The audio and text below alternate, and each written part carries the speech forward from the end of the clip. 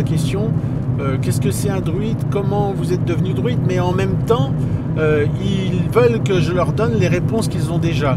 Et de toute façon, quand tu dis que tu es druide, c'est d'abord, tu risques d'être à l'extrême droite, tu es un facho, parce que, voilà, c'est comme ça. Ou alors tu es un plaisantin et tu es un farfelu. Voilà, donc c'est ça. Et en fait, ces gens-là, en général, sont des gens extrêmement sérieux, quoi. Costume, cravate, 3 pièces. Ils ont la dernière bagnole. Ils ont réussi professionnellement. Moi, je peux pas dire que j'ai pas réussi professionnellement, mais j'ai assumé ma vie tout simplement. Et en fait, ils ne nous permettent pas à nous d'avoir cherché à vivre autrement que par une réussite sociale, professionnelle, etc. Et moi, ces gens-là, j'ai envie de leur dire, mais acceptez qu'on n'ait pas envie de vivre comme vous et qu'on essaie d'avoir une vision poétique du monde. Et alors, un jour, quelqu'un de très proche, un de mes enfants, m'a dit « Ah, ça y est, mais j'ai compris, enfin, papa, en étant druide, ce que tu cherches, c'est à mettre une certaine esthétique dans ta vie. » Ah, voilà, je crois que c'est pas que ça. Moi, c'est pas quelque chose qui relève du domaine des apparences, c'est pas ça. Mais c'est vrai, c'est vivre avec une certaine élégance. Ouais, je sais pas si on peut parler d'élégance quand on me voit, mais c'est un peu ça. Le nom du druide en irlandais, c'est Fil ou Philide, et ça se traduit parfois par poète. Et effectivement, moi je veux mettre de la poésie dans ma vie, parce que si c'est uniquement l'argent est utile, hein, évidemment, mais si c'est uniquement remplir un compte en banque, ma vie, si c'est uniquement réussir professionnellement, ça m'intéresse pas. Ça m'intéresse pas. Voilà. Moi je veux qu'on me laisse le droit de vivre ma vie en poète. Bien sûr, je comprends que ces gens n'aient pas envie que je sois à leur charge. Je m'assume financièrement. Mais réellement, un petit peu comme les légendes grecques, tu vois. Moi, je veux vivre, comment dire, je veux pas rêver ma vie non plus. Je veux pas vivre un rêve non plus, mais je veux vivre comme un poète. Et un druide, c'est un poète avant tout. Parce que tout à l'heure, je t'ai dit, il y a un héron qui a traversé la route, on a commencé à parler, je t'ai dit, tiens, un ptérodactyle. Ben voilà, c'est avoir une vision poétique de la vie. Être druide aussi. Super. C'est con, hein? Et alors, t'as arrêté l'alcool? Ouais. Ouais, parce que j'en ai pas besoin.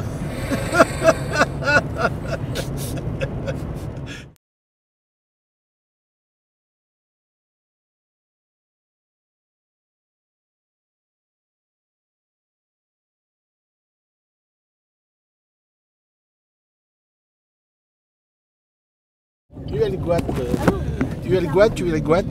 une éternité d'arrêt. Pas 3 minutes, une éternité d'arrêt. Alors, Huelguat, le village, ça te parle? Ah bah bien sûr, oui. Ouais, bien sûr, parce que moi, Huelguat, ça a été ma première forêt de Brocéliande. Tu sais, la forêt du petit peuple, des lutins, des machins, des trucs, là. Et en fait, c'est mon vieil aumônier militaire qui m'avait fait découvrir Huelguat en me disant que c'était Brocéliande. Mais bon, Brocéliande, c'est... ça m'intéresse pas. Ça m'intéresse uniquement dans le sens où Brocéliande, c'est le cadre privilégié des mythes arthuriens, et que je considère, comme tu le sais, je te l'ai dit 50 000 fois, tu vas trouver que je radote avant l'âge. En fait, les romans du Graal, c'est la christianisation de mythes et d'archétypes celtiques. Et qu'à ce titre-là, ben, pour quelqu'un qui est en druidisme aujourd'hui, ça peut être une des sources mineures d'intéressement. Voilà. Mais Huelgoat, c'est la forêt, quoi. Et effectivement, Huelgoat, ça veut dire Goat, c'est le bois, c'est la forêt, et Huel en breton, ça veut dire élevé. C'est la haute forêt. En gaulois, c'est Uxello. Et donc, bon, d'accord, c'est peut-être une forêt élevée par son relief, mais c'est aussi, dans la tradition celtique, la forêt a une grande place, parce que même si, on le sait maintenant avec les travaux des archéologues, les druides avaient des sanctuaires très élaborés, ben, la forêt, ça reste quand même le lieu de la connaissance, ça reste le temple. Et donc dans Huelgoat, moi j'aime bien voir effectivement la forêt élevée, mais le lieu élevé dans le sens spirituel du terme. Donc c'est en fait la forêt et l'arbre, c'est le meilleur modèle pour l'homme, quoi. Parce qu'en fait on est né à l'image, c'est le cosmos, c'est la nature qui nous fait naître à son image. Et donc à ce titre-là, ben, le cosmos et la nature, et plus particulièrement la forêt, ben, pour nous sont des miroirs. Voilà.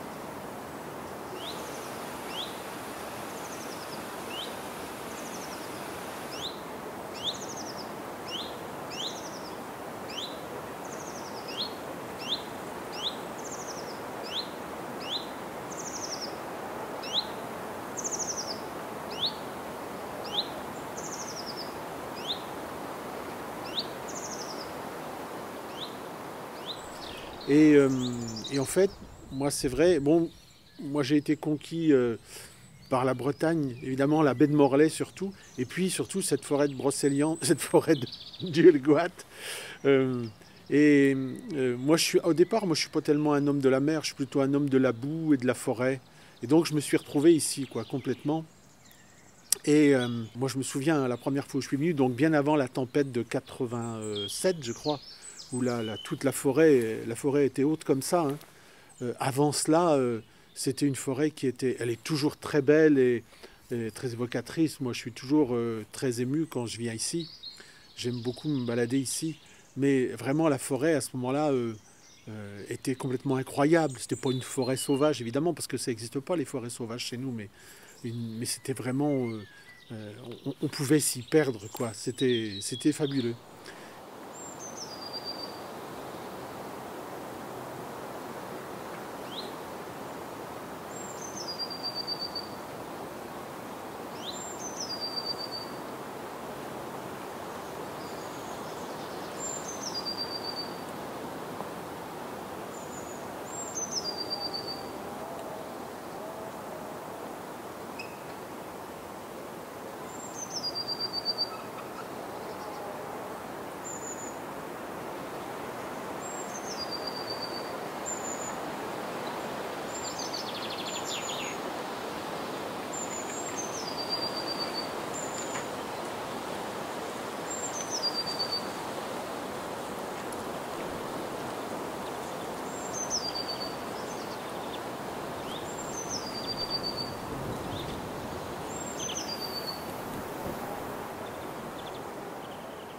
Et il y a un endroit, évidemment, que je privilégie plus que tout, c'est le camp d'Artus. Alors évidemment, la légende arthurienne est venue se greffer dans cette forêt du Helgoat, évidemment. C'est ce qui l'a fait confondre parfois avec la forêt de Brocéliande.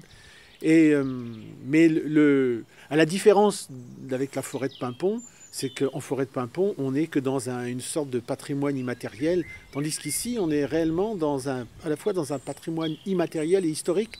En fait, le camp d'Artus est venu se greffer sur un ancien oppidum, hein, sur un des oppidums des osismes. Les osismes, c'était les Gaulois qui peuplaient tout le département du Finistère leur nom, ça veut dire les plus éloignés. Hein, et ça correspond bien à la situation géographique du Finistère, car le Finistère aujourd'hui, le nom breton, Penarbed, le bout du monde. Donc vraiment là, on est au bout du monde, vers les îles où dans la direction où le soleil se couche. Et ces osismes donc avaient, pendant la guerre des Gaules, certainement privilégié l'oppidum du Helgoat.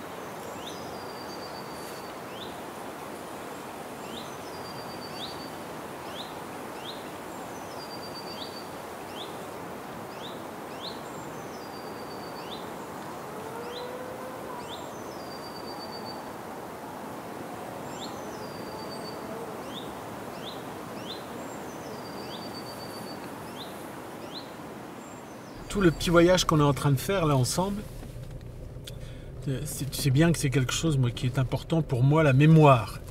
C'est réellement les Occidentaux sont des amnésiques complets. Et ici justement, on a Victor Ségalen qui est mort comme ça mystérieusement. Et un garçon intelligent comme toi, c'est bien qu'il ait écrit les immémoriaux. Et donc je trouve que de venir dans un endroit comme celui-là, ça renforce encore l'aspect du pèlerinage, quoi, du retour vers les origines. Réellement, les deux lieux moi, que je préfère, c'est ça. C'est là, on est à l'entrée du soi-disant camp d'Artus.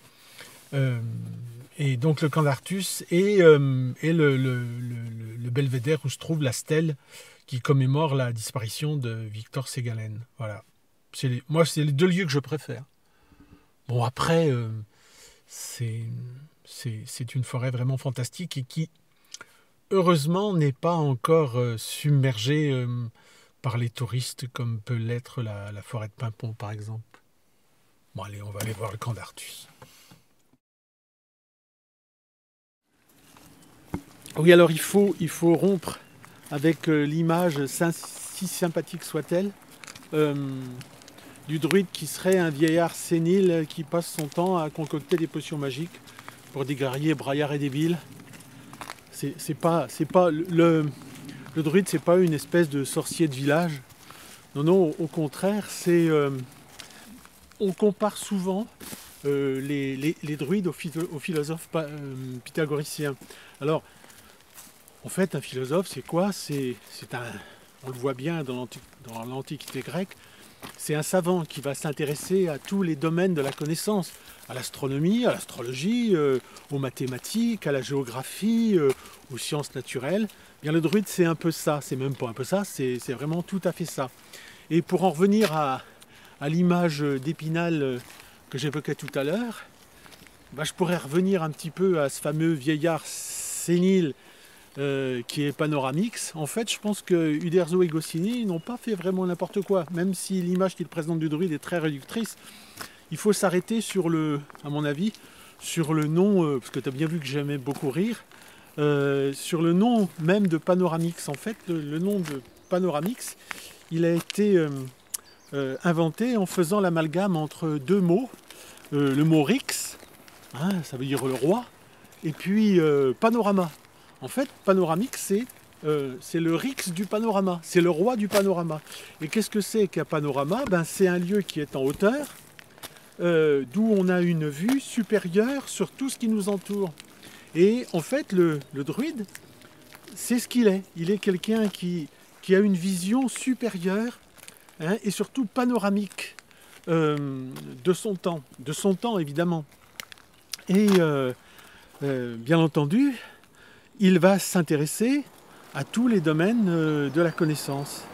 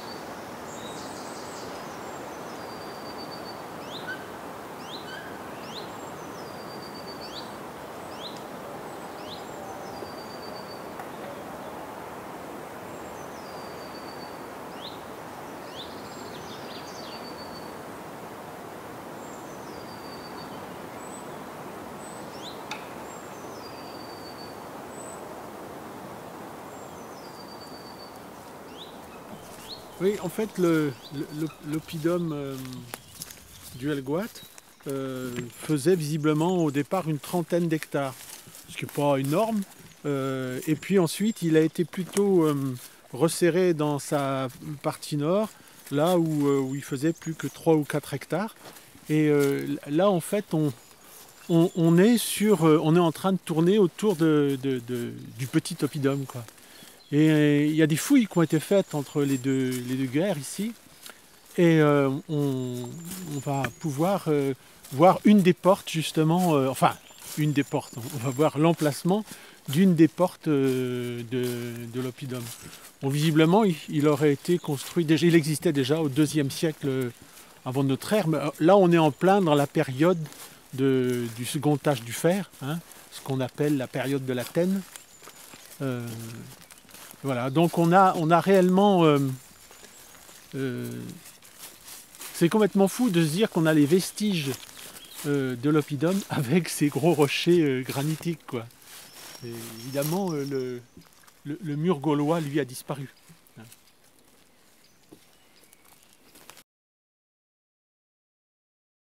On est passé là, finalement, le long de l'ancien rempart, et on a vu combien on était surélevé, quoi. Et on comprend mieux, même quand on voit ici un peu la descente du chemin, que ce lieu mérite bien son nom d'Uelgoat, c'est-à-dire de bois élevé, hein. Et alors, il y a des oppidums de plaine, évidemment, mais il y a aussi des oppidums de hauteur. Et là, en fait, on est face à la porte nord-est, hein. Alors, il y a des fouilles qui ont été faites entre les deux guerres en 1938. Et on a sur le circuit des petits panneaux qui sont très discrets et qui montrent, par exemple, pour cette porte, on voit encore les trous de poteaux donc, qui longeaient le chemin comme ça. Puis au-dessus, on avait sûrement un portique de défense et puis des portes, évidemment. Alors là on pourrait presque dire que depuis 20-25 siècles, ce lieu n'a pas changé, quoi. Donc c'est... pour moi, c'est réellement ce lieu respire la tradition. Et pour moi, c'est un lieu d'inspiration, complètement.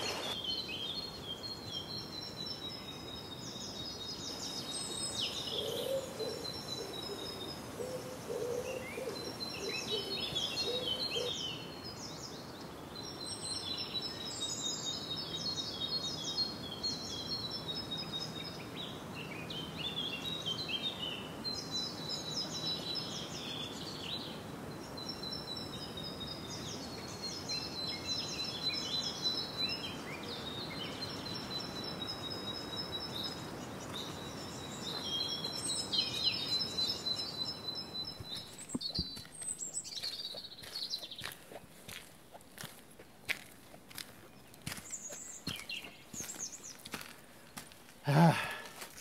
Alors on est ici dans le camp d'Artus. Le camp d'Artus qui est en fait un ancien oppidum des Osismes.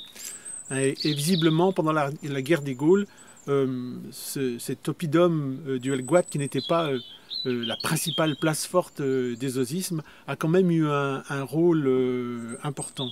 Alors cet oppidum des Osismes faisait à peu près une trentaine d'hectares.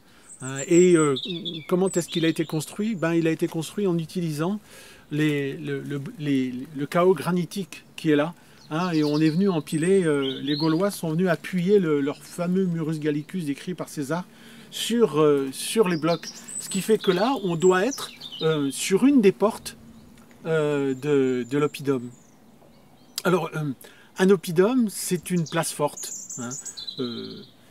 Alors on peut avoir des oppidums de plaine, on peut avoir des oppidums en situation élevée, et le druide là-dedans. Eh bien, de toute façon, il n'y a pas d'oppidum sans sanctuaire. Et forcément, s'il y a sanctuaire, il y a un ou des druides qui assurent finalement la liturgie, le service religieux. Hein. Et alors ici, il se trouve que pour la petite histoire et pour la légende, eh bien, il y a une légende locale qui raconte que Merlin avait caché un trésor et que Artus devait venir le rechercher ici dans cet oppidum. Et moi, j'aime beaucoup venir ici parce que moi, je crois beaucoup à la mémoire de la terre et réellement pour moi, cet endroit est une source d'inspiration. Hein. Il n'y a rien d'écrit, évidemment, mais ce qui est écrit, eh bien, ça l'est dans la terre, dans l'air qu'on respire. Hein. Donc, pour moi, c'est réellement, quand je viens ici, je fais vraiment un pèlerinage, un retour vers les origines. Bon, si tu descends un peu plus bas, comme ça, on verra sur le tour de l'oppidum, on a encore les fossés et les talus. Hein. Ces fossés et ces talus qui datent de plus de 20 siècles. Et c'est ce que je dis souvent, eh bien, du haut de ces talus et du fond de ces fossés, il y a 20 à 25 siècles qui nous contemplent. Là. Donc, comme on vient ici en pèlerinage, on fait œuvre de mémoire. Voilà.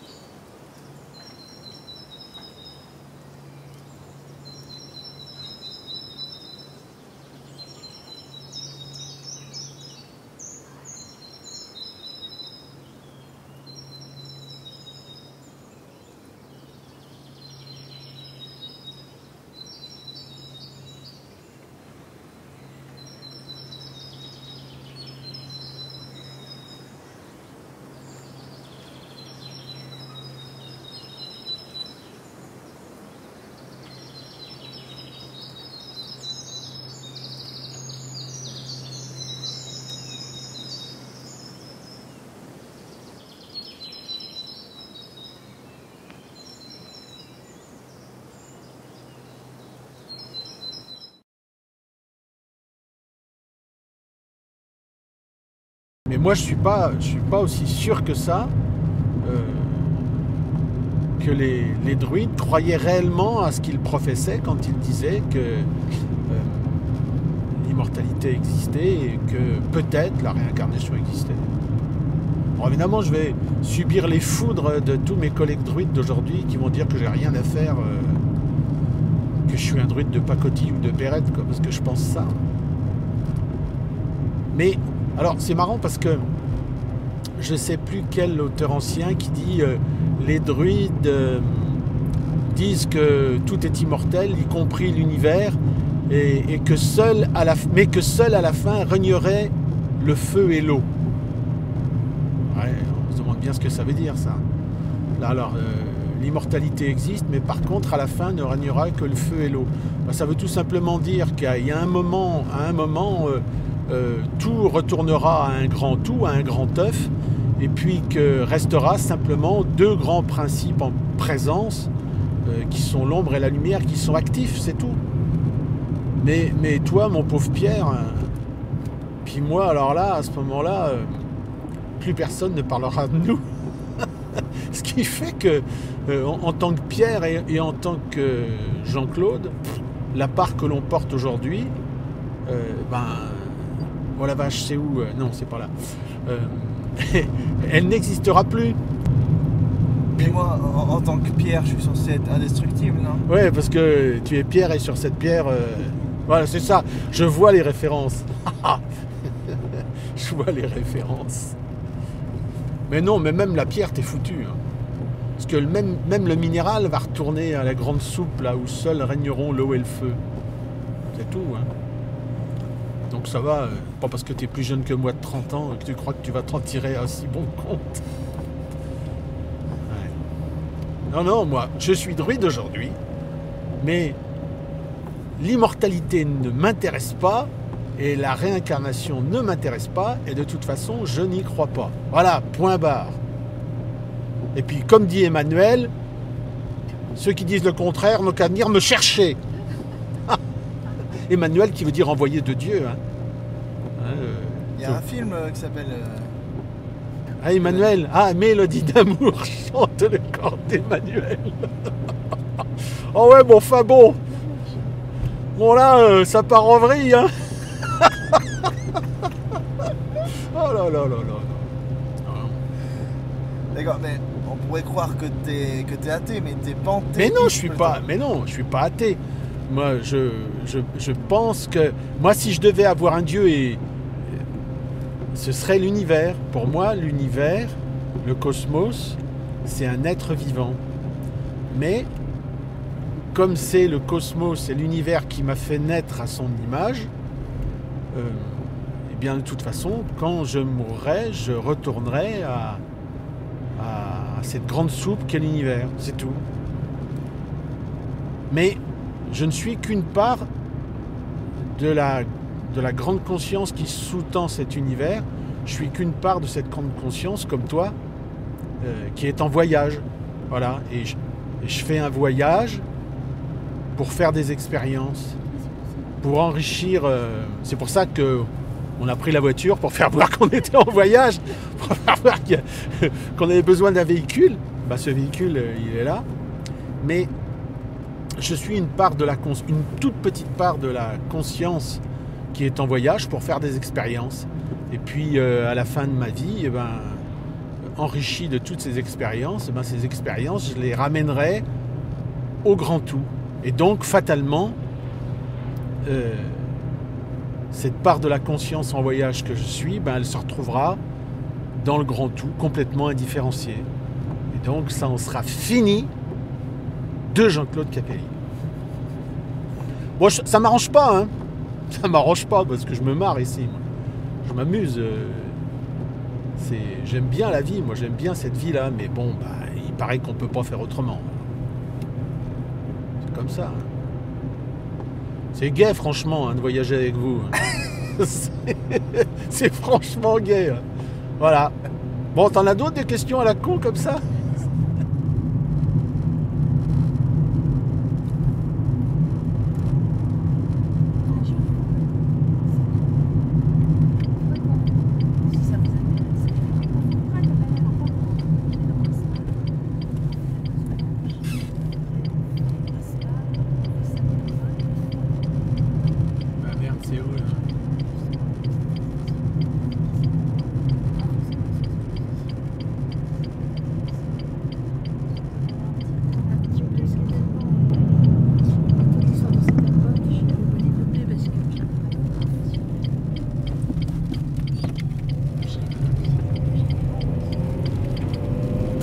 Particulière sur Saint-Michel, on est à la montagne Saint-Michel.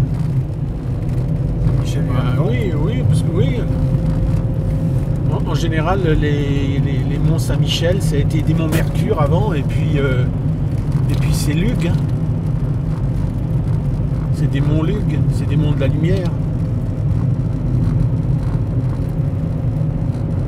C'est pour ça que ça me plaît autant d'y venir.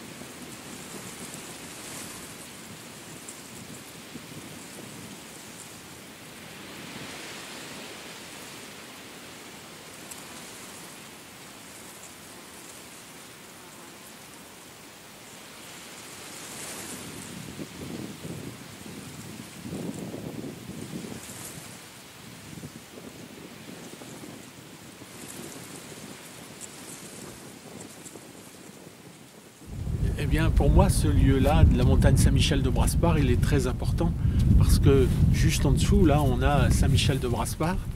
Et c'était là, dans les années 90, que se trouvait, alors je ne sais pas si on peut appeler ça comme ça, mais le siège social d'un petit groupe druidique qui avait été fondé par Gwennan Le Squazec, qui était grand druide de Bretagne à l'époque, et qui s'appelait Ceux du Pommier. Et c'est dans ce cercle-là, moi, que j'ai vécu ma première fête druidique. Et il se trouve que cette fête druidique, qui était la fête de Beltane, la fête de l'été, autour du 1er mai, dans la tradition celtique, eh bien, on l'avait célébrée là sur un rocher, qui est juste là dans l'alignement du mont Saint-Michel. C'est la première fois donc, que j'ai participé à un rituel druidique, et ce que j'ai vu ce jour-là, et ce que j'ai vécu ce jour-là, m'a complètement confirmé dans mon désir d'être druide, quoi. Alors la fête de Beltane, c'est d'abord la fête du début de l'été, autour du 1er mai, mais c'est aussi une fête de purification par le feu. On dit que les druides antiques faisaient passer, allumer 2 feux, et puis faisait passer le bétail entre ces 2 feux. Et le fait qu'on soit sur la montagne Saint-Michel de Brasparts, ça a une résonance particulière, parce que les Saint-Michel souvent est venu recouvrir des lieux, le patronat de Saint-Michel est venu recouvrir des lieux qui étaient dédiés avant au dieu Lugh. En fait, Saint-Michel terrasse le dragon, il ne le tue pas. Et en fait, il apprivoise les forces du dragon. Il maîtrise les forces du dragon pour les mettre à son service. Et finalement, qu'est-ce qu'on fait dans un processus initiatique, quel qu'il soit, pas seulement le processus d'initiation druidique? Eh bien, la première chose que l'on doit tenter de faire, c'est de ne pas tuer l'ego, sûrement pas, mais de maîtriser les forces de l'ego pour les mettre au service de l'être. Alors on est bien sûr, on est là sur des lieux qui sont, encore une fois, particulièrement évocateurs et qui sont chargés de symboles. Et le fait de... Souvent les gens me disent, mais comment on fait pour être druide? Je commence par leur dire, il faut mettre vos chaussures de marche et marcher. Parce que le druidisme, ça rentre par les pieds, et ça rentre par la route. Voilà. Et donc cheminer, là on pourrait descendre et cheminer le long de la noce de pierre et puis remonter jusqu'au Roc Cléguer, ce lieu où j'ai célébré ma première fête druidique là, et aller jusqu'à cette roche sans clé. Et c'est vraiment là sur les monts d'Arrée ce lieu que je préfère. Bon bien sûr parce qu'il fait partie de mon histoire, mais c'est vraiment là que j'ai compris que le druidisme c'était, je peux pas dire, je sais pas si je peux dire le druidisme c'est ma vie, c'est d'une banalité fabuleuse quoi, mais c'est vraiment le druidisme c'est vraiment mon véhicule de voyage quoi. C'est vraiment la façon dont j'ai choisi de voyager dans ce monde, voilà, et dans cette vie, et ça commence là.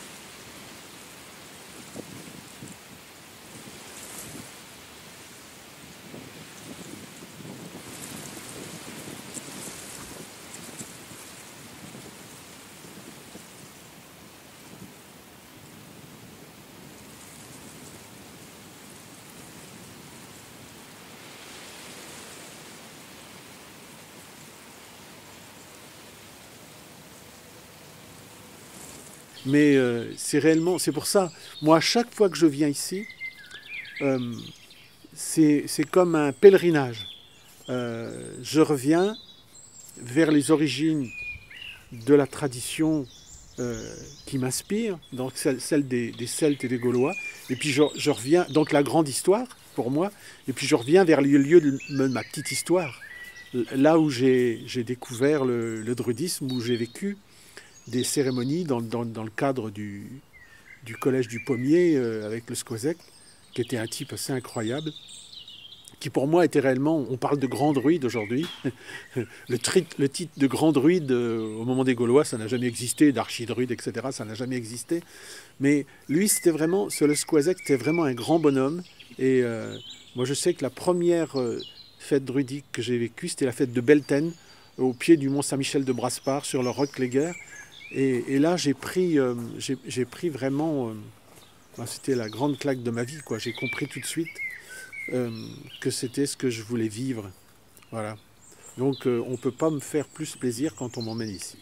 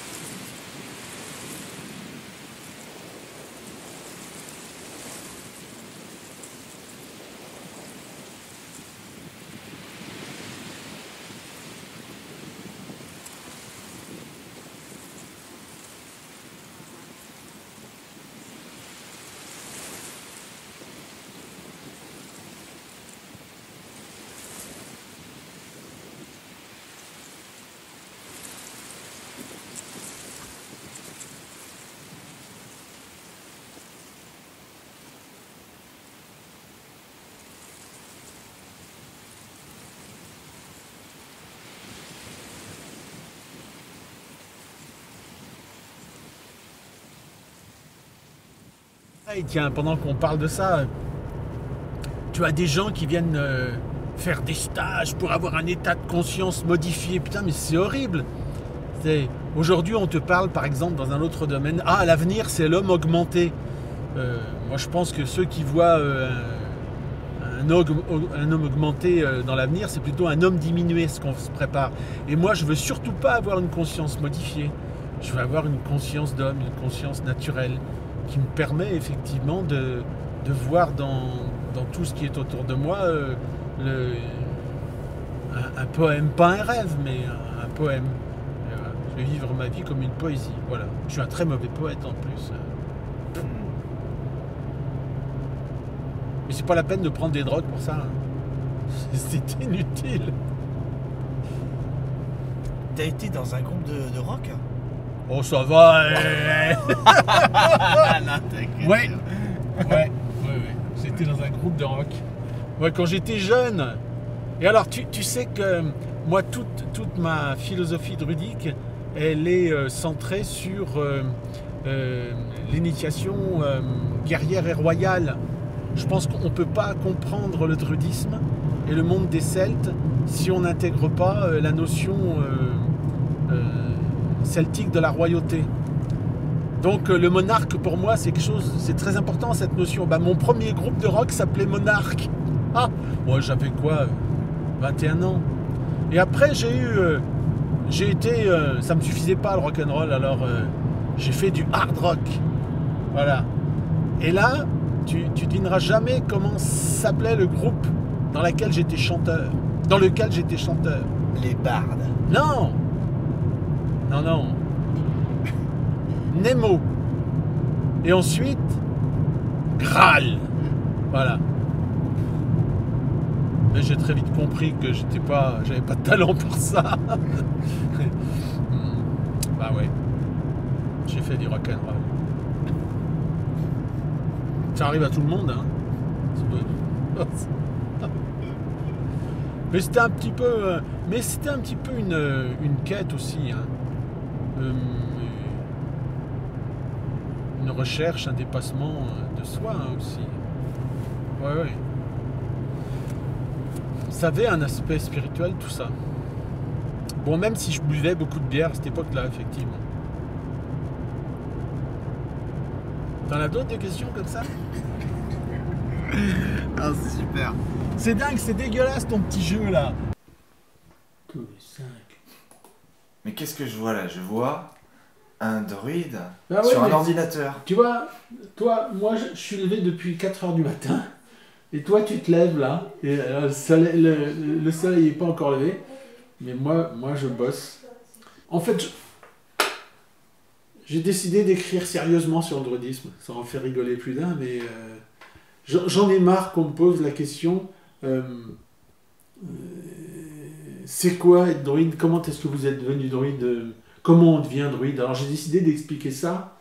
Je l'ai déjà fait, mais de l'expliquer mieux dans une trilogie. Alors j'ai déjà... Et en fait, cette trilogie, le titre c'est 1717-2017 druide. Tiens, justement là, au début de ce nouveau bouquin, y a un monsieur que j'aime beaucoup, qui écrit beaucoup notamment sur la langue gauloise, qui s'appelle Jean-Paul Savignac. Il a écrit plusieurs bouquins, dont un qui est fabuleux, qui s'intitule Merde à César. Et voilà ce qu'il dit. Il dit une question. Les Français d'aujourd'hui peuvent-ils tous se reconnaître dans les Gaulois? La réponse est qu'il n'y a aucune obligation à cela. Certes, les Gaulois, c'est nous. Nul peuple ne songe à nous les prendre et nous ne les laisserions à personne. Cependant, ce n'est qu'en raison de leur antériorité historique qu'ils peuvent être considérés comme nos ancêtres symboliques. Ce sont des anciens pour tous et des ancêtres pour ceux à qui il plaît. Et je trouve ça mais tellement vrai. Et moi, quand je travaille, c'est dans cette optique-là que je travaille. J'oblige personne à avoir les Gaulois comme ancêtres. Mais moi, ils sont réellement, au moins, je n'aime pas dire ces mots-là parce que c'est vraiment galvaudé, de cœur, ce sont vraiment mes ancêtres. Moi, je suis un amateur éclairé, c'est tout, de l'histoire. Mais j'essaye de voir dans les travaux des historiens, des archéologues, de voir s'ils sont réellement nos ancêtres ou pas. Mais moi, je dis, aujourd'hui, je prends notre histoire, je prends les travaux des historiens, et je prends les travaux des archéologues à bras-le-corps, comme on prend sa vie à bras-le-corps. Souvent, on me dit, mais c'est quoi la journée d'un druide? C'est la journée de tout un chacun. C'est-à-dire que, pour moi, aujourd'hui, la direction que j'ai décidé de suivre en druidisme, c'est la voie de l'étude et de la philosophie, de l'histoire, et d'essayer de comprendre quel est le génie propre de la tradition celtique. Voilà. Et je passe tout mon temps à ça. Moi, d'abord, mes sources sont d'abord les auteurs anciens, les auteurs grecs et latins. On a à peu près, je crois que c'était justement Paul-Marie Duval, qui en 71 avait fait la compilation de tous les auteurs grecs et latins qui avaient parlé des Celtes et des Gaulois. Je ne me souviens plus du titre de l'œuvre, mais il répertoriait dans son livre quelques 350 auteurs grecs ou latins, donc qui étaient plus ou moins contemporains des druides antiques. Donc moi aujourd'hui, ma base de travail, ce sont effectivement des gens comme Leroy Guionvard, des philologues, des historiens, des archéologues. On ne peut pas faire autrement. Et puis après, il y a mon âme de poète. Je fais travailler mes deux cerveaux. J'essaye. Certains diront que je n'en ai pas, mais j'essaye de faire travailler mes deux cerveaux. C'est-à-dire qu'on a un cerveau gauche, dit-on, qui est plus le domaine de la raison, et puis un cerveau droit qui est plus le domaine de l'intuition.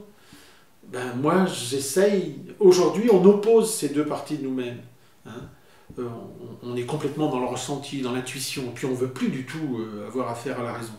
Ben, moi, je fais travailler mes deux hémisphères avec les bouquins des historiens, des archéologues, et puis avec les livres, les travaux des folkloristes, qui réellement ont fait un boulot fabuleux sur les traditions populaires, et puis aussi avec ce qu'on peut connaître des traditions initiatiques encore véhiculées aujourd'hui. Et ça fait 3 sources, et pour moi, le nombre 3, c'est le nombre parfait de l'équilibre. Et donc, à l'aide de ces 3 sources, moi, j'essaye, finalement, tout bêtement, j'essaye de trouver du sens à cette vie. C'est tout. J'essaye de marcher sur mon propre chemin, voilà. Mais c'est du boulot.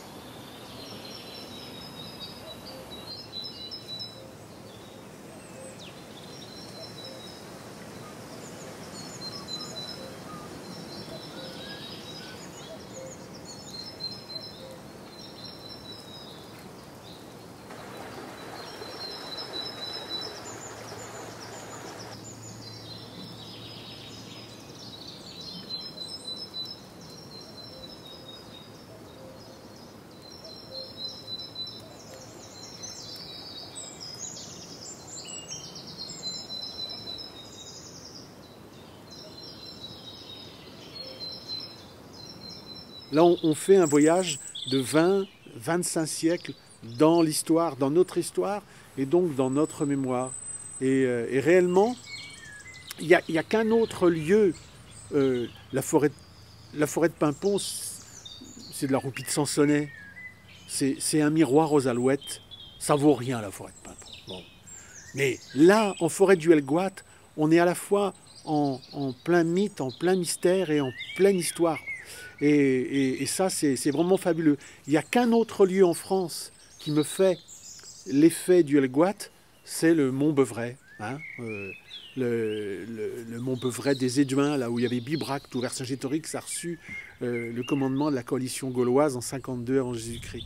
C'est réellement, pour moi, ces deux lieux, la forêt du Helgoat, les monts d'Arrée et le Morvan avec le Mont Beuvray, Bibracte, tout près d'Autun. Pour moi, ce sont deux lieux de conservatoire, du conservatoire de notre mémoire occidentale. Et je crois que si j'étais assez riche, j'aurais une maison à Huelgoat et j'aurais une maison au pied du Mont Beuvray.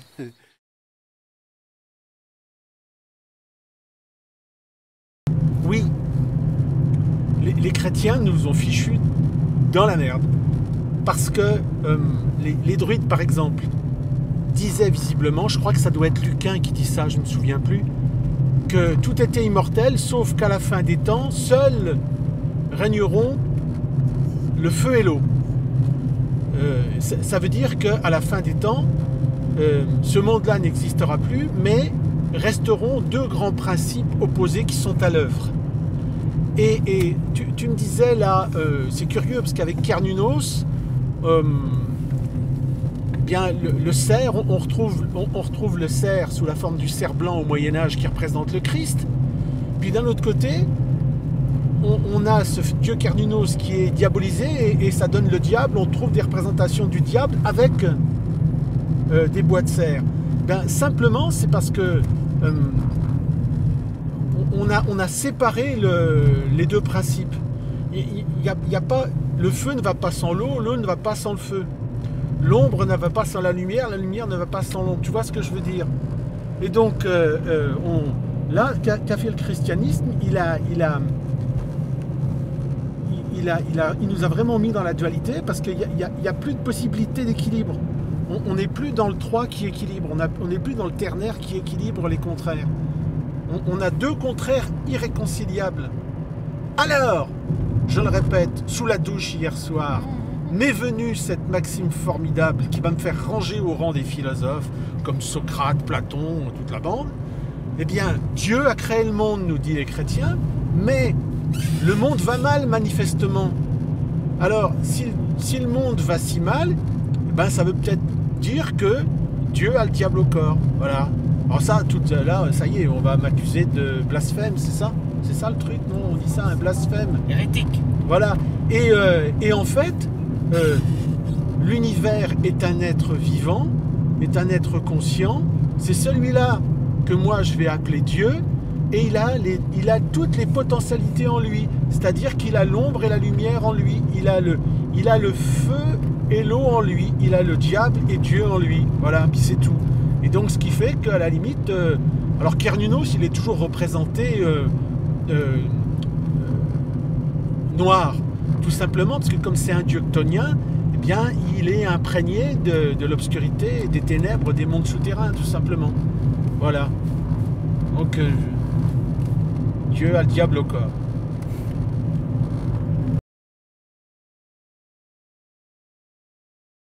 Alors, on est à Huchon.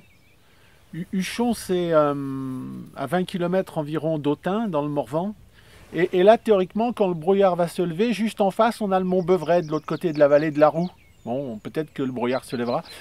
Huchon, alors on n'est pas, effectivement, on n'est pas en forêt du Helgoat, là. Mais on a un chaos qui est un petit peu, qui ressemble un peu au chaos du Helgoat. Et on est sur les rochers du Carnaval. Et là, il y a un rocher qu'on appelle le Nez de Chien. Et il y a une légende locale qui dit que les druides ici, les druides antiques, avaient sacrifié un chien. Parce qu'il faut rappeler à tous les druides New Age aujourd'hui que les Gaulois sacrifiaient le chien, parfois même le mangeaient. Ils utilisaient le chien aussi pour aller à la guerre, enfin bon.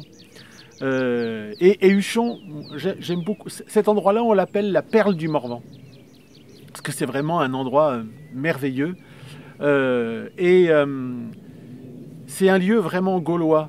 Hein, parce que Huchon, ça vient du gaulois Uxello, qui veut dire élevé. Et là, effectivement, on est à un peu plus de 600 mètres de hauteur. Et je voudrais dire à ceux qui sont restés en forêt de Pimpon que quand on est dans la côte de Beauvais, il y a un lieu-dit qui s'appelle Hucheloup.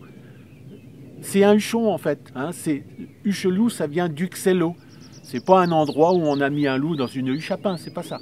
Et donc, tous ces lieux-là, Huchon, Ussel, dans le Massif central, tout ça, ce sont des lieux très élevés, mais alors élevés sur le plan matériel, géographique, mais peut-être certainement aussi élevés sur le plan spirituel. Alors j'aime beaucoup y venir ici. Et quand je viens faire mon pèlerinage là sur le mont Beuvray, je viens toujours, il y a une petite auberge là, je viens passer la nuit. Et je suis né par là, à une quarantaine de kilomètres à vol d'oiseau ici, dans un village, c'est dans l'Allier, hein, de l'autre côté de la Loire, qui s'appelle Bollon. Et ce village, dont ma mère me dit toujours que c'était un village de sorciers, tient son nom du grand lieu Bélénos, qu'on voit briller là en ce moment.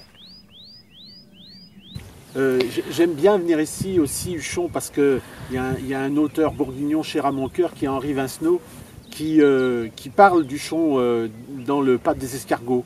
Et en fait, Huchon, c'est une des étapes importantes sur le périple de la Gazette. Et j'aime bien aussi venir ici parce que pour moi, on n'a pas meilleure vue sur le mont Beuvray. Hein, le mont Beuvray qui se trouve là derrière moi. Et le mont Beuvray est très important. Moi, j'ai découvert le mont Beuvray quand j'avais 10 ans. Et j'ai été vraiment... j'ai pris, je crois, la plus grande claque de ma vie à ce moment-là. Et depuis ce temps-là, l'émotion que j'ai eue, puisqu'on parle toujours d'émotion aujourd'hui, mais c'est bien de ça qu'il s'agit, que j'ai eue à 10 ans en découvrant ça, elle est restée intacte aujourd'hui. Et j'essaye de ne pas passer une année sans venir sur le mont Beuvray. Alors tu vas me dire pourquoi le mont Beuvray est si important. Eh bien, alors d'abord le nom du mont Beuvray. Beuvray, ça vient du gaulois Bebros, qui veut dire castor. Donc c'est le mont des castors. Et au-dessus, il y a les vestiges de Bibracte, ça veut dire double rempart. Bibracte qui était la capitale des Éduins, le peuple gaulois qui occupait le Morvan, les Ardents ça veut dire. Hein. Et c'est là, en 52 avant Jésus-Christ, nous dit César dans sa guerre des Gaules, que Vercingétorix est proclamé généralissime de la coalition gauloise contre Rome. D'ailleurs, c'est là que César, après Alésia, on ne sait pas trop où c'est, mais après Alésia, va écrire, durant l'hiver 52, va écrire sa guerre des Gaules. Donc c'est un très haut lieu de l'histoire de France. D'ailleurs, en 1985, François Mitterrand va le déclarer au site de notre histoire de France, un haut lieu de notre histoire de France.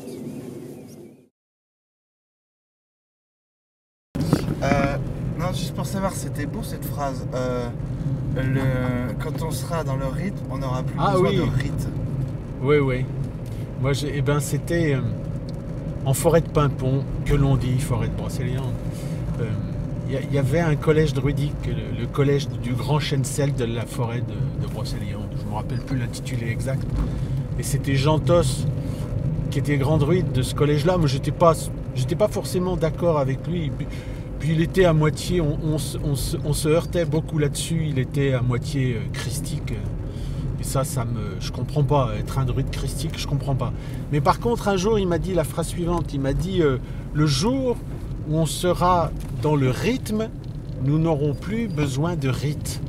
Et je pense que c'est à ça que doit nous conduire le druidisme aujourd'hui, parce que moi, quand je vois certains de mes, je sais pas comment on peut appeler ça, mes collègues druides qui font des grandes invocations à la grande déesse, au grand dieu, etc., je pense que ça sert à rien. Et qu'en fait, moi, c'est ce que je te disais tout à l'heure, moi, ma terre et ma chair, c'est pareil. Et quand on a réussi, effectivement, ou du moins quand on a essayé, on réussit parfois à faire un avec sa terre, donc on fait un avec le cosmos. Et là, effectivement, on n'a plus besoin de tout ça. Ça fonctionne tout seul.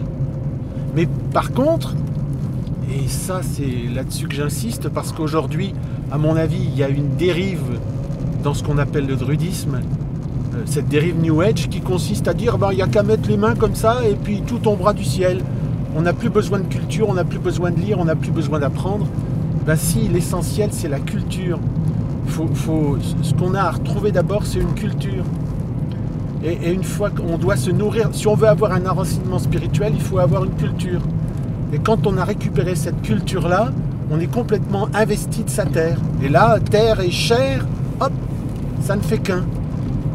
Et voilà le but pour moi. Voilà. De faire qu'un de...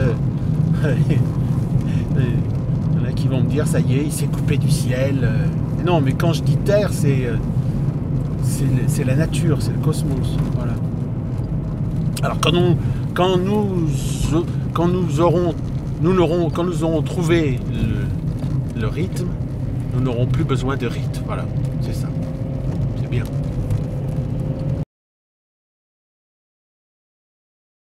Alors en fait, j'ai voulu t'amener là parce que on est à Autun, donc, et Autun a été fondé.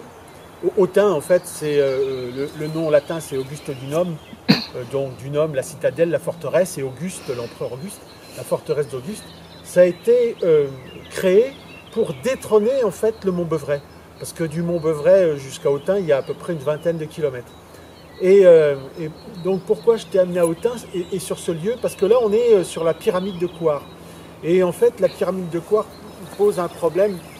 On sait qu'elle est du 1er siècle avant notre ère, donc on est en plein dans la fin de l'âge du fer, on est dans la période gauloise, et on ne sait absolument pas quelle était la signification et le rôle de cette fameuse pyramide, parce qu'elle mesurait environ 22 mètres de haut, et puis si on en croit les auteurs, elle était recouverte d'une sorte de calcaire blanc, donc qui la faisait briller sous le soleil. Comme on est sur une hauteur, au-dessus d'Autun, là, elle devait se repérer de très loin. Alors, il y a une légende locale ici qui court et qui dit qu'en fait, c'était la tombe de Diviciacos. Alors, Diviciacos, c'est le seul nom de druide supposé de notre Antiquité. Parce que César donne son nom dans sa guerre des Gaules, et ça aurait été un druide du peuple des Éduins. Alors, on a fouillé bien sûr cette pyramide, et il n'y a absolument rien à l'intérieur, il n'y avait absolument rien. Alors peut-être que c'était un mausolée, un cénotaphe. Ce qu'on sait par contre, bon, au-delà qu'elle était sur une hauteur, qu'elle était près d'une nécropole. Hein. Voilà, c'est tout ce qu'on sait, mais puisqu'on est en train d'essayer de parler de druide et de druidisme, j'ai trouvé que venir sur ce lieu de cette pyramide de Coire, le tombeau supposé, mais ça c'est pour les rêveurs comme moi, c'est de la légende, de Diviciacos, le seul druide antique dont on connaisse le nom, je trouvais que c'était un joli pèlerinage à faire. Oh putain, et ici ils ont des chevaux qui donnent naissance à des moutons. Putain, C'est quoi que C'est un bouc. un bouc? Ah bah ouais, c'est un bouc. Où les petits animaux? Oh, ils sont beaux. Ça va être bon, ça. Ça va être bon.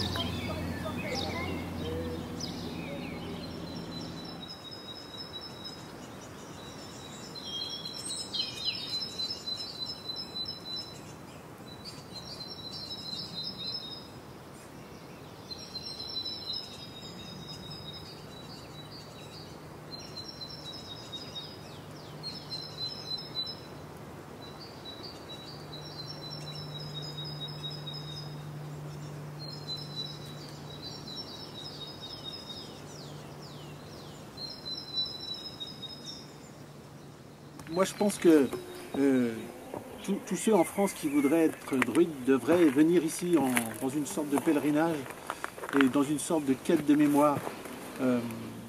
Moi, j'ai eu la chance de n'être pas loin, par là, à une cinquantaine de kilomètres à vol d'oiseau, dans un village que personne ne connaît, qui s'appelle Bolon. Et Bolon, son nom lui vient du nom du dieu gaulois Bélénos. Et puis mon terrain de jeu favori, c'était le Signal de Mont. C'est une montagne qu'on voit ici, là, elle est toute bleue. Et moi, j'allais camper en haut de ce sommet. C'est vraiment les premiers contreforts du Morvan.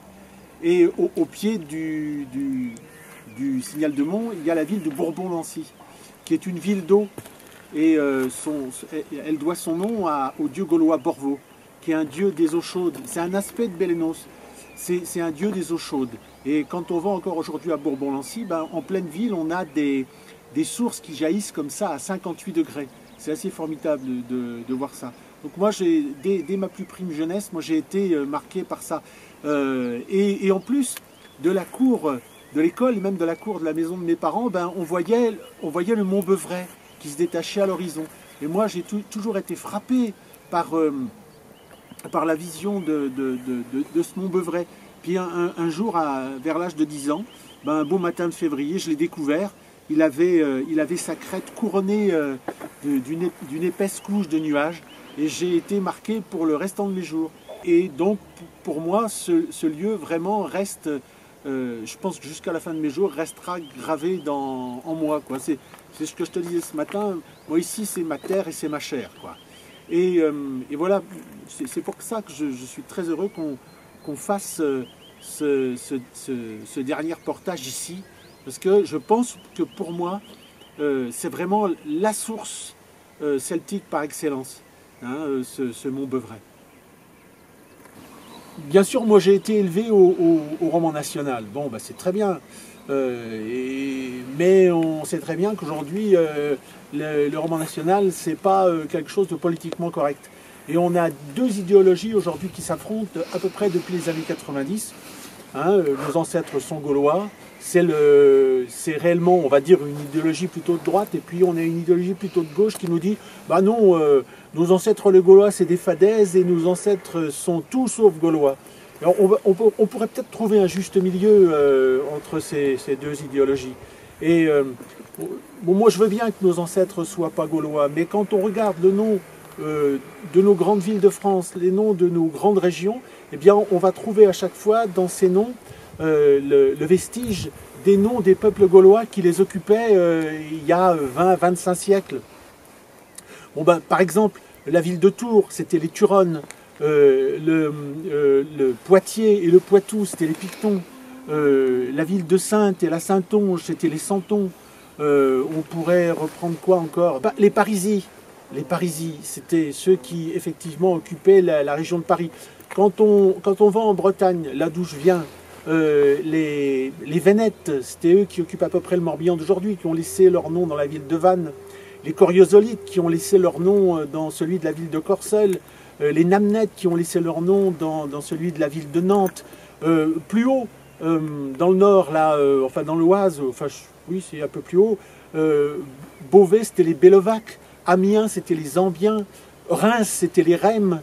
Bon, puis on pourrait continuer comme ça assez longtemps. Alors maintenant, après, on peut nous dire les Gaulois n'ont jamais existé, parce qu'effectivement quand on lit le premier chapitre, même la première page de la guerre des Gaules de César, il nous parle des Gaulois en disant ceux qui se nomment Celtes et que nous nommons Gaulois. Donc visiblement c'était une façon romaine de désigner les hommes et les femmes qui peuplaient un espace qu'effectivement César a nommé la Gaule. Mais moi j'aime beaucoup venir là parce que dans le paysage qu'on a derrière nous, quand je contemple la vallée de la Roue, qui s'étend du Champ jusqu'au Mont Beuvray, ben moi j'ai l'impression de faire un voyage 25 siècles en arrière parce qu'on voit un bocage gaulois, quoi. Et c'est vrai que dans beaucoup de régions, nos campagnes ont subi le remembrement. Moi j'appelle plutôt ça un démembrement. Mais ici réellement on fait un voyage de 25 siècles. Et réellement, je pense qu'il faut revenir sur cette idée que nos ancêtres sont tous sauf gaulois. Mais pour ça, il faut s'attaquer à une reconquête de mémoire, parce que je pense que nous, mais c'est mon idée générale en général, ce que je dis, c'est que nous sommes des amnésiques sur le plan de la mémoire. On a un important travail de mémoire à faire. Moi, je conseille vraiment de lire les religions gauloises de Jean-Louis Bruneau. Jean-Louis Bruneau, c'est un archéologue qui a fouillé le sanctuaire, peut-être le sanctuaire des sanctuaires, c'est celui de Gournay-sur-Aronde. Et il a rompu un petit peu avec cette fameuse image romantique du druide qui coupe le gui sur le témoignage de Pline avec une faucille en or au 6e jour de la lune.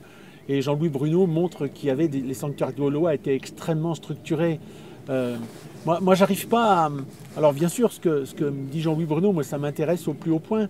J'arrive pas non plus à rompre totalement avec l'image romantique et donc avec l'image de la forêt.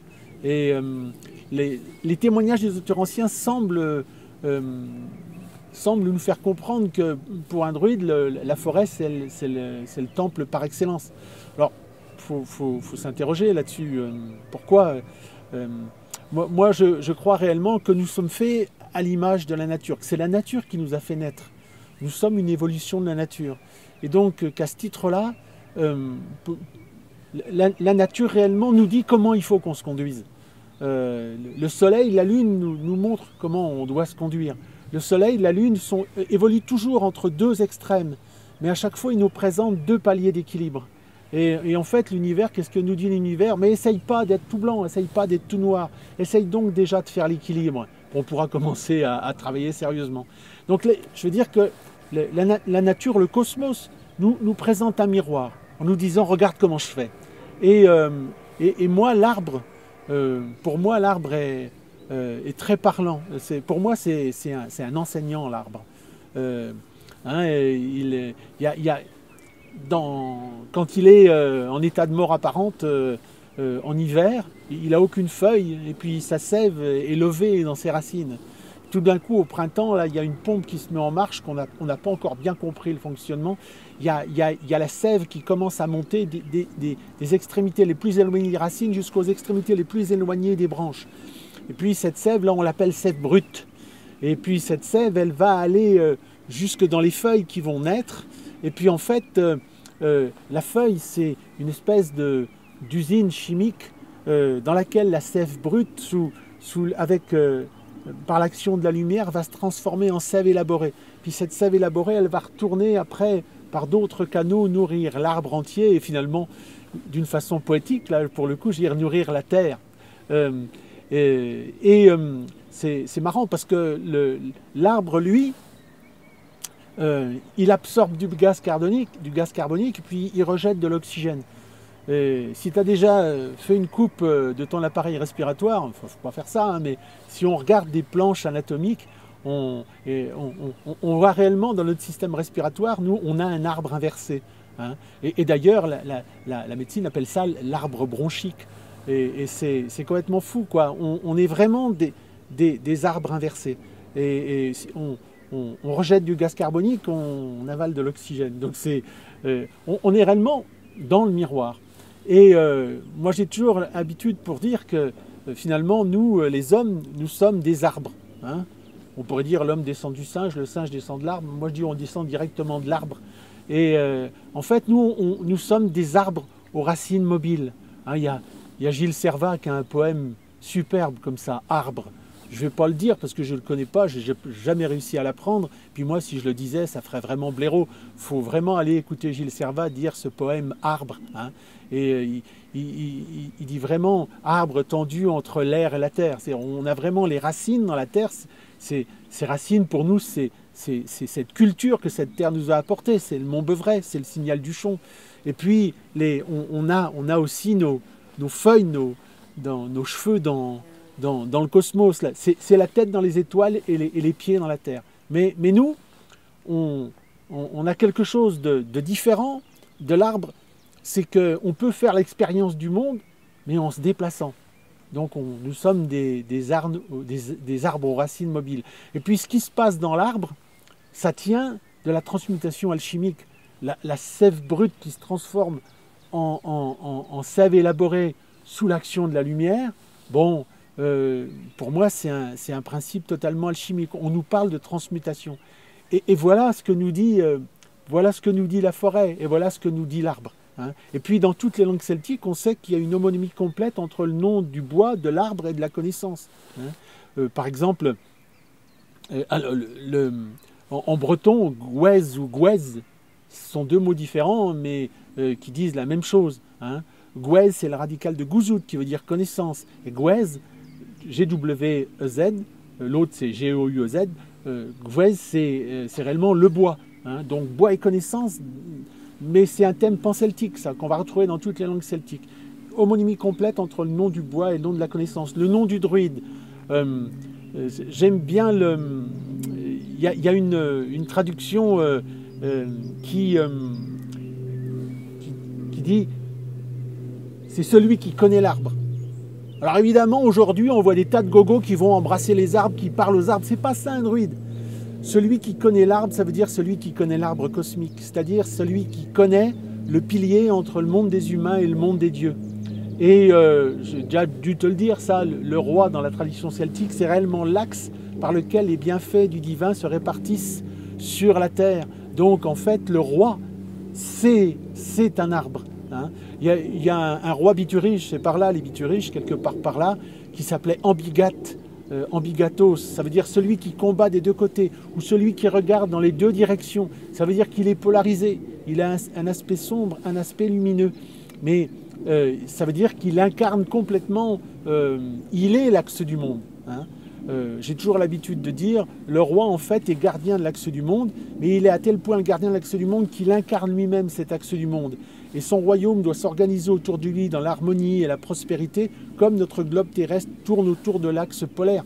Le symbole de la classe guerrière, c'est l'ours, et par extension, c'est le symbole royal. Et pourquoi c'est l'ours? Bien sûr, parce qu'il faut être fort comme un ours pour être un guerrier, mais ça a aussi une connotation polaire. Hein. L'axe de notre Terre aujourd'hui est braqué sur Alpha de la petite ours. Donc, dans l'arbre, bien sûr, il y a une connotation polaire, astronomique, cosmique, qu'on va retrouver dans d'autres traditions d'ailleurs. Mais c'est réellement, je trouve, magnifié dans la tradition celtique. Donc la forêt, c'est le lieu de la connaissance par excellence. Donc pour moi, un druide sans forêt, même si l'on sait que les druides avaient des sanctuaires très organisés, mais en même temps qu'ils devaient bien être au milieu d'un espace d'un espace champêtre, donc où ça ne devait pas être un espace désert, eh bien, je pense réellement, en tout cas qu'aujourd'hui encore, la forêt, c'est un lieu d'enseignement. Voilà. Le druide, c'est celui qui connaît l'arbre. Je trouve ça intéressant, mais il y a une autre aussi proposition qui est faite par Christian Guyonvar, qui dit en fait le mot druide a été construit avec l'association de deux mots sanscrits, dru et vide. Dru, D-R-U, ça veut dire intense, touffu. Et vide, W-I-D, ça veut dire connaissance. Donc c'est celui qui a une connaissance dru, touffue, intense. Donc c'est vraiment un philosophe qui a les connaissances panoramiques de son temps. Et je disais aussi qu'il y avait une homonymie complète entre les noms du bois et le nom de la connaissance. Mais il faut savoir qu'un des noms gaulois du bois, c'est vidu, hein, et que ça vient en droite ligne du sanskrit vide. Alors juste avant d'aborder, parce que c'est bien joli tout ça, mais comment on fait pour pouvoir retrouver l'harmonie avec ce cosmos là dont je parlais? Donc le druidisme pour moi à la limite c'est vraiment une philosophie religieuse. Mais certains vont te dire aujourd'hui qu'il faut être celte, il faut présenter un test ADN pour pouvoir être druide. Hein, faut être O+, par exemple. Bon, pour moi, le druidisme, c'est pas une vision ethnique pour moi. C'est-à-dire que c'est une philosophie qui n'est pas attachée à une ethnie, c'est une philosophie qui est attachée à une terre. Pour moi, tu auras compris que la terre, c'est très important. C'est cette terre-là qui a fait en sorte que des gens qu'on appelait celtes ont voulu essayer de traduire ce qui se passait avec elle, leur relation avec la terre. Bon, donc c'est une relation qui est suscitée par la terre, par tout ce qu'on a autour de nous. Et donc c'est une vision qui est attachée à une terre. Hein. Et donc pour moi, celui ou celle qui se sent appelé par cette vision du monde qu'on appelle druidisme, ben, il peut s'en emparer. Et peu importe ses origines, je me moque complètement de ça. Hein. Pour se relier effectivement à ce cosmos, eh bien, on a ce qu'on appelle une liturgie. Le mot liturgie, comme le mot prêtre, comme le mot Dieu, n'appartient pas aux religions du livre. Hein, c'est du vocabulaire, ça appartient à tout le monde. Et donc pour moi, je n'ai aucun problème à dire que le cycle des fêtes druidiques, c'est un cycle liturgique. Alors c'est un cycle qui est lié au cycle des saisons. Effectivement, si on veut pouvoir se relier au cosmos, il vaut peut-être mieux adopter un rythme qui est celui de la nature. Donc on a 4 grandes fêtes celtiques dont on est à peu près sûr. Ce sont 4 grandes fêtes d'ouverture de saison autour du 1er novembre. Hein. Autour du 1er novembre, ça sera la fête de la Samhain, la Samhain en Irlande. Mais on trouve ça aussi en Gaule sous la forme de Samhain avec le calendrier de Coligny. C'est le nouvel an celte si on veut, c'est le début de l'hiver. Et c'est un moment où les portes sont ouvertes entre ce qu'on appelle le monde des morts et des vivants. Mais en réalité, pour moi, il n'y a pas de séparation. Mais ça va être un moment, mais de toute façon, chaque fête va être un moment privilégié où il va y avoir libre communication entre les mondes.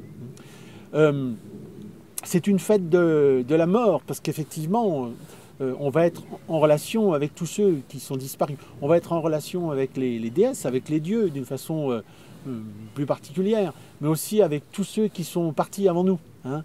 Et ça va être bien sûr une fête de nos grands ancêtres. Et ça a été récupéré, ça, heureusement recyclé, ça ne me dérange pas, par la fête de Toussaint et la fête des morts dans le monde chrétien.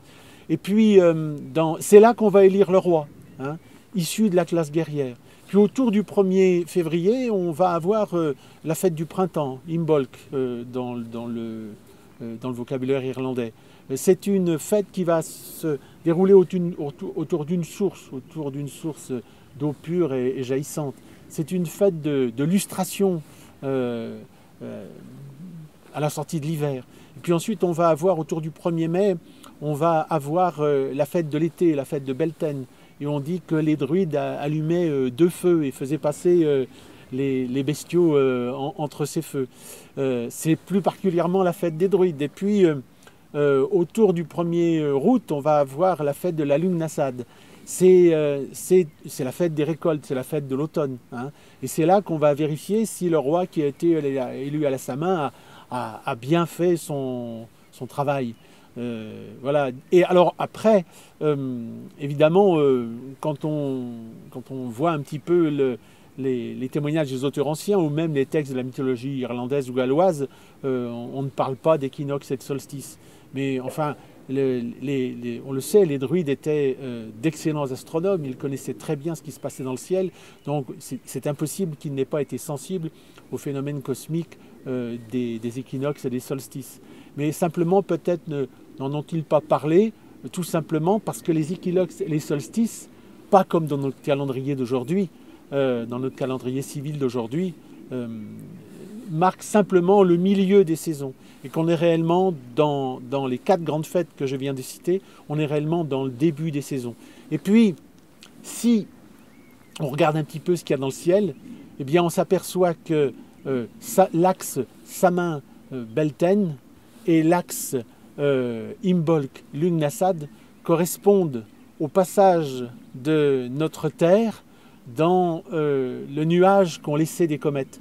Par exemple, autour du 11 août, vous connaissez tous ça, c'est la nuit des étoiles filantes. Eh bien tout simplement parce qu'on traverse ce qu'on appelle le flux des Perséides. Et c'est les débris laissés par une comète. Hein. Et ce flux des Perséides, on va le retrouver à la Lugnasad, mais on va le retrouver aussi à Imbolc. Et puis, donc pour Samin-Belten, notre Terre traverse aussi un autre nuage, celui-là qu'on appelle le flux des Léonides. Hein. Et bien moi je crois que, mais les astrophysiciens nous le disent, la vie sur Terre est venue et a été apportée par les comètes. Et moi je pense que les druides connaissaient déjà ces comètes-là, ils connaissaient déjà ces flux. Et que pour eux, bien, à ces moments précis où la Terre passait dans les flux des comètes, eh bien, il y avait pour eux l'idée, je pense, hein, qu'à ce moment-là, le ciel ensemençait la Terre. Hein. Je pense que c'est ça qui explique la raison du décalage entre nos débuts de saison d'aujourd'hui, dans le calendrier civil, et le début des saisons celtiques. Et donc, en fait, ce cycle-là va être ponctué, donc ces 8 fêtes vont être ponctuées par des rituels qui vont être 8 maillons d'une même chaîne, qui va correspondre, cette chaîne, à un processus religieux, un processus initiatique qui va permettre aux hommes et aux femmes qui en pratiquent les rites de pouvoir se remettre dans le rythme du cosmos. Parce qu'en fait, aujourd'hui, tout nous pousse à nous mettre hors du rythme du cosmos. Le jour où nous serons dans le rythme, nous n'aurons plus besoin de rites. Et c'est à ça qu'on doit arriver. Et finalement, c'est peut-être une façon de se libérer des religions. Et je pense que justement, le druidisme, c'est une école de pensée qui peut arriver à nous aider à nous libérer du joug des religions, même si je considère que c'est une sorte de philosophie religieuse. Et c'est à ça... alors, tu vas me dire, bien évidemment, mais on écoute l'Angélus, là, qui vient de la chapelle sous Huchon. Bah, bien sûr, il y a quelque chose ici qui s'appelle le christianisme, qui s'est décliné... il y a un monastère orthodoxe aussi, pas bien loin. Il y a un christianisme qui s'est décliné protestant, catholique, orthodoxe, tout ce qu'on veut. Et ça marche. Oui, bien sûr, ça marche pour celui qui y croit et qui a envie d'y aller. Moi, j'ai pas envie. Moi, j'ai été catholique tiède de culture au départ. Et bon, ça m'a pas... Si, le curé de mon village à Bolon, la Stanislas Begzinski, il m'a donné le goût du sacré, mais il n'a pas réussi à étancher ma soif. Par contre, j'ai trouvé effectivement dans la réflexion, en me posant des questions sur les traditions, sur la religion de mes ancêtres, j'ai trouvé une réponse à ma quête de soif. Voilà, à cette soif de spiritualité. Et je pense que s'intéresser à la tradition de nos ancêtres, ça peut nous permettre effectivement et d'essayer de vivre le message qu'ils nous ont transmis, même si la mémoire qu'ils nous ont transmise est une mémoire partielle, eh bien je pense qu'elle est apte à pouvoir nous aider à trouver notre place dans cet univers. Voilà. Et que je pense que la voie du druide, cette voie d'étude, bien c'est une caisse à outils qui est apte à pouvoir nous construire. Voilà. C'est pour ça que je pense que jusqu'à la fin de mes jours, que j'espère la plus lointaine possible, je m'interrogerai sur ce qui s'est passé ici, sur le mont Beuvray, pour pouvoir savoir, et j'y reviens tous les ans donc en pèlerinage, pour pouvoir savoir comment moi je peux naviguer dans cette grande aventure qu'est la vie.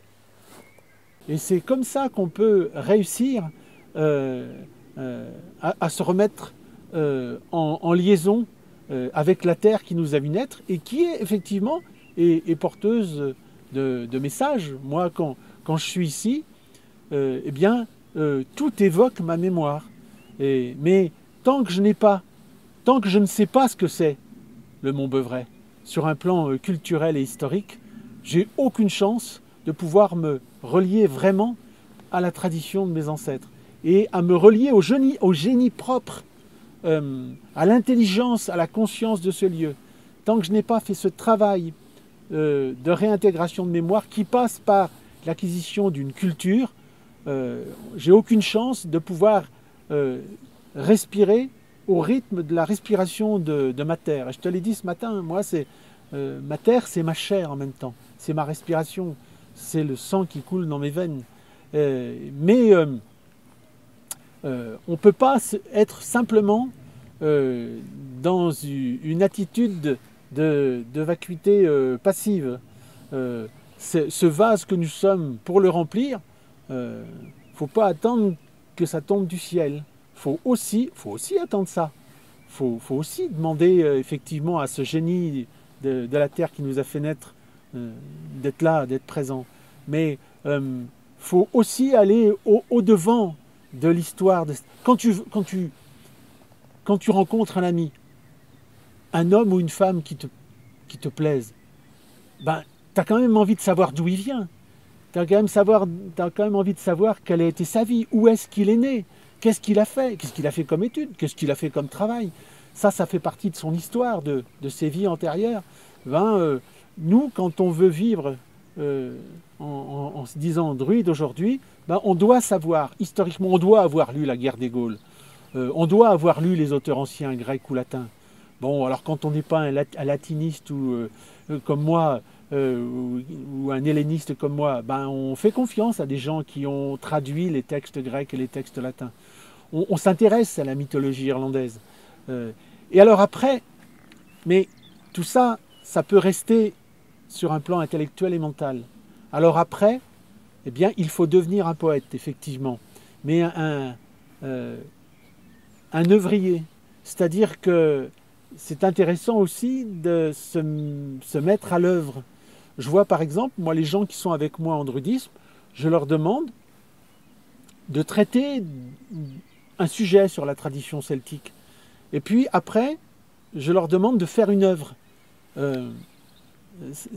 Donc là, ça va être le travail du barde, hein, de faire une œuvre dans laquelle il va essayer de pouvoir concentrer tout ce qu'il a compris du travail qu'il a fait intellectuellement.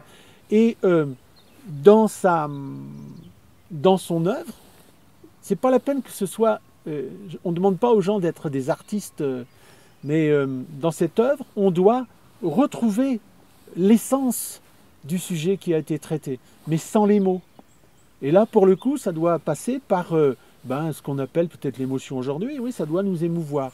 Et on doit percevoir tout ce que l'œuvrier qui a fait l'œuvre a réellement vécu pendant qu'il la faisait. Pas pendant qu'il crée. Hein. Bon, pour moi, l'idée de création, mais moi, j'ai des gens qui me disent « je veux être co-créateur avec vous », ça va pas, non? On ne fait... toutes les potentialités du monde sont à l'œuvre et on ne fait qu'accoucher quelque chose qui existe déjà. On lui fait prendre forme. Et donc, dans l'œuvre, on veut s'apercevoir si celui qui a réfléchi sur le sujet, non seulement y a réfléchi, mais l'a intégré. Hein. Donc, il faut être un œuvrier. Donc, il y a un moment où il faut passer à une concrétisation quelconque. Finalement, c'est donner... c'est faire accoucher la mémoire de cette terre, pour montrer qu'elle est toujours vivante et qu'elle est toujours là, et qu'elle est toujours capable de nous édifier. Voilà. Bon, puis après, il n'y a plus de mots. On est en terra incognita. On navigue en terre inconnue après. On me demande, la question qu'on me pose souvent, et c'est très récent ça, on me dit, mais le druidisme, d'avoir été initié au druidisme, qu'est-ce que ça a changé dans ta vie? Moi, ça n'a rien changé en fait. Depuis l'âge de 10 ans, je suis dans cette logique-là. Simplement, c'est que je ne le savais pas. Et peut-être que ce que ça a changé, ça a révélé quelque chose. Moi, je me souviens de mon sanglier, Mirzine, Rémi Chauvet, qui me disait un jour, au moment où je lui ai demandé de m'initier, et on était en vacances au mois d'août au bord de la mer en Bretagne, il faisait chaud et il faisait beau, et il m'a dit, à partir de ce moment, tu n'es plus en vacances, tu dois être en état de vacances, en état d'ouverture, en état de réception. Et effectivement, je ne pense pas qu'il y ait des hommes et des femmes qui puissent initier d'autres hommes et d'autres femmes. Tout ce qu'ils peuvent faire, c'est recevoir dans une école initiatique celui ou celle qui s'est déjà mis en route bien avant. Et moi, je m'étais mis en route depuis que j'étais petit, mais je ne le savais pas. Donc, qu'est-ce que ça a changé? Ben, rien, sauf à savoir que ça a révélé la quête, tout simplement.